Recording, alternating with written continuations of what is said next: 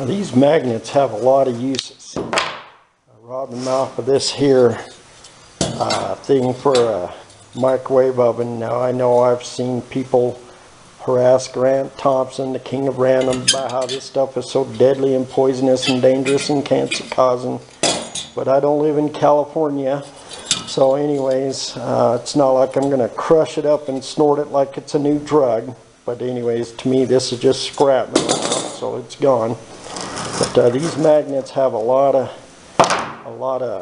uses. Now I showed you, I don't know if you watched my video on my blasting cabinet, but I made a simple tool I'm going to show you that you can use if you're a welder.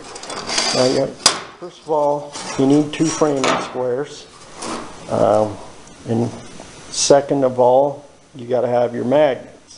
Now I saved these, I dropped one of them on the floor and chipped it, but you have to have it in the same polarity. What that means is your north and south poles have to be the same. Well, when you stick them all together like this, that means the polarities south, north, south, north, south, north, and so on.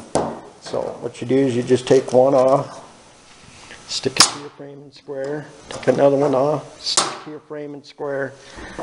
Just make sure you have all the polarities going the same direction. And then you just stick your framing squares together.